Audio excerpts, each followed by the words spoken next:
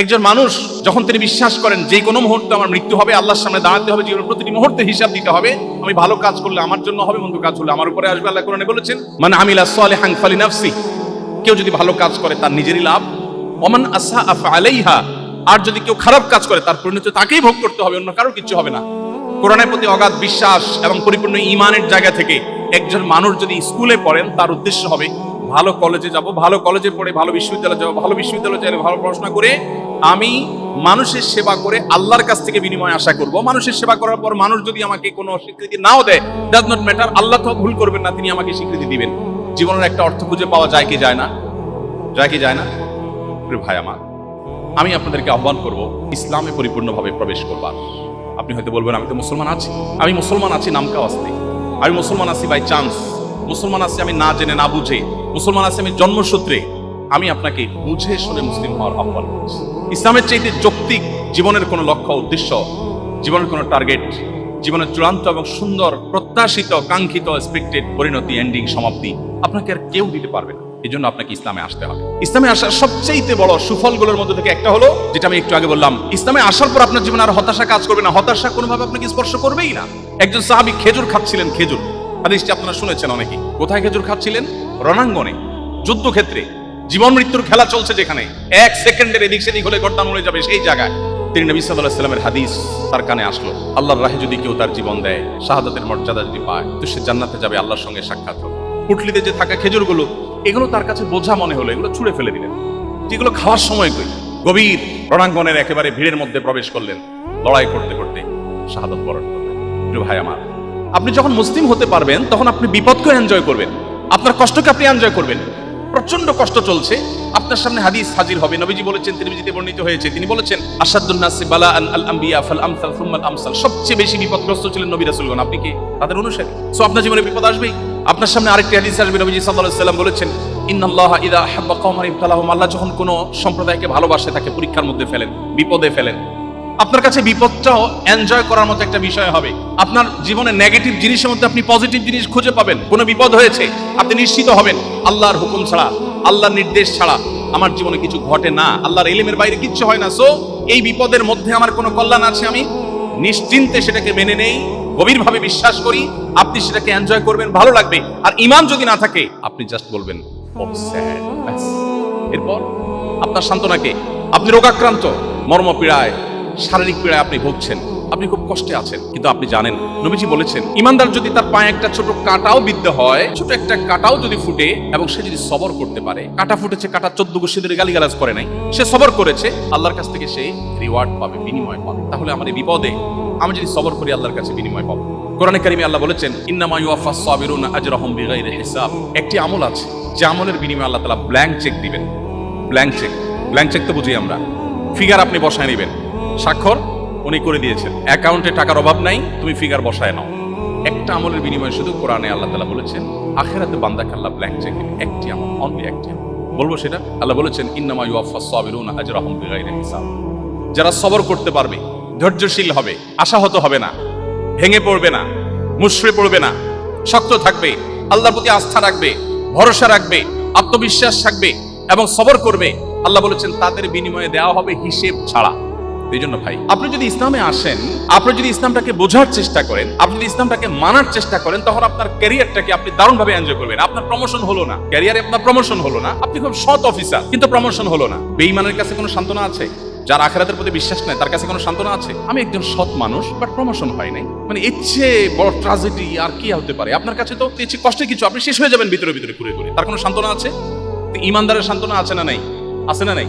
আমার টার্গেট ছিল, আমি প্রশাসনের সর্বোচ্চ লেভেলে যাব, আমি পড়াশোনা করে ভালো একটা জায়গায় যাব, যে আমি দুর্নীতিকে জাদুঘরে পাঠাবো, এদেশে মানুষের মুখে হাসি ফোটাবো, আমি অপশাসনের বিরুদ্ধে সংগ্রাম করব, আমি সমাজে উদাহরণ হব, আমি মানুষের জন্য কাজ করব। এটা জীবনের সার্থকতা। ভোগবাদ এটা জীবনের সার্থকতা না। ভোগ করে সুখে থাকা, এটা তো গরু ছাগলও পারে, পশু পাখিও পারে।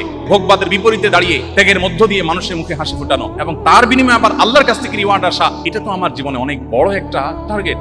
এই টার্গেট যদি আমি ফুলফিল নাও করতে পারি, আমার প্রমোশনই হলো না, চাকরিটাই হলো না, জায়গা মধ্যে যেতেই পারলাম না, ইমানদারের সান্ত্বনার জায়গা হলো, নবীজি বলেছেন, মান হাম্মা বিহাসানাতিন ফালাম ইয়ামালহা কেউ যদি কোনো ভালো কাজ করবার সংকল্প করে কিন্তু করতে না পারে, আল্লাহ তাআলা তাকে ওই কাজটা করার যেহেতু ইচ্ছার কোনো ত্রুটি ছিল না, কিন্তু সে পারে নাই, তার প্রমোশন হয় নাই, তার চাকরিটা হয় নাই, ব্যাটে বলে হয় নাই, তার স্বপ্ন ছিল, তার ইচ্ছা ছিল, ইচ্ছাতে কোনো খাত ছিল না, সে সঠিক সিদ্ধান্ত গ্রহণ করেছে বাট হয়ে ওঠেনি। নবীজি বলেছেন কুতিবাত লাহু হাসানা, সে যা নিয়ত করেছে ওটা নিয়ত করে করলে যা সওয়াব পেত, নিয়ত করে সেটা করতে না পারলেও আল্লাহর কাছে সমপরিমাণ সওয়াব লাভ করবে। আপনি যদি মুসলিম হন, আপনার জীবনে প্রমোশন না হলে, চাকরি না হলে আপনি সান্ত্বনা খুঁজে পাবেন, চাকরি হয় না তাতে কি সওয়াব এক চুলও কম হবে না, আল্লাহ আমাকে পাই পাই করে দিবেন ঘোষণা দেওয়া আছে, কারণ আমার ইচ্ছা কোনো ত্রুটি ছিল না।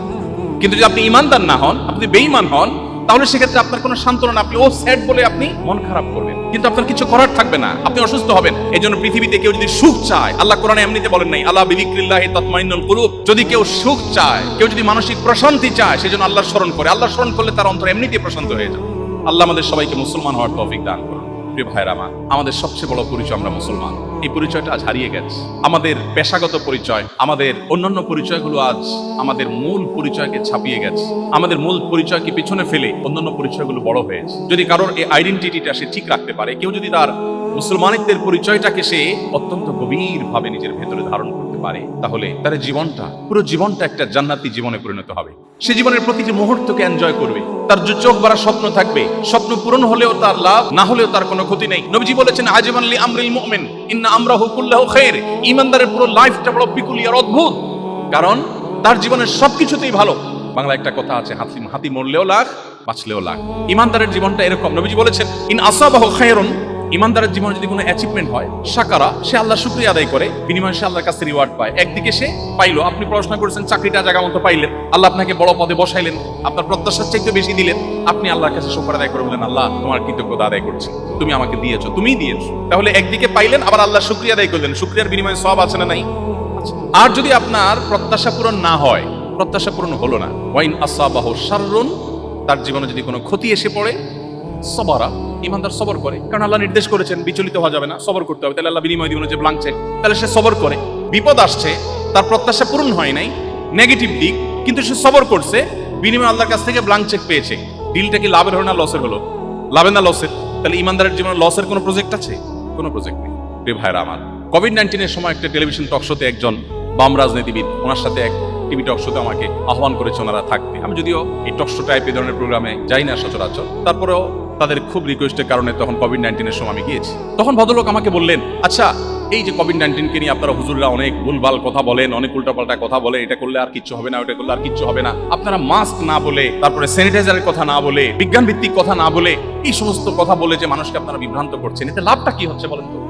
তো আমি বললাম ওনাকে যে দেখেন, একজন মানুষ তার জ্ঞান, গবেষণা এবং অভিজ্ঞতা দ্বারায় প্রমাণিত হয়েছে এটা তার জন্য লাভজনক, তখন সেটা গ্রহণ করতে ইসলাম নির্দেশ করে। কোনটা ক্ষতিকর হলে সেটা থেকে বিরত থাকতে ইসলাম নির্দেশ করে। অতএব আমার মাস্ক এবং স্যানিটাইজেশন এটা যদি আমার জন্য, স্বাস্থ্যের জন্য ভালো হয়, এটা প্রমাণিত, তাহলে এটা আমাকে ধারণ করতে হবে, ইসলাম সেটা বলে। কোনো আলেম যদি এগুলো ফেলে দিতে বলে, দিয়ে তাওয়াক্কুল করতে বলে, এটা ইসলাম বলে না, এটা ইসলামের ওই আলেমের ব্যক্তিগত মত হতে পারে। তবে আলেম যে তাকে আল্লাহর উপর ভরসা দিচ্ছে, আল্লাহর ভরসার কথা বলছে, এটা লাভ হলো এর ফলে সে প্রচন্ড একটা মানসিক শক্তি পায়, যেটা আপনি একজন অবিশ্বাসী হলে পাবেন না।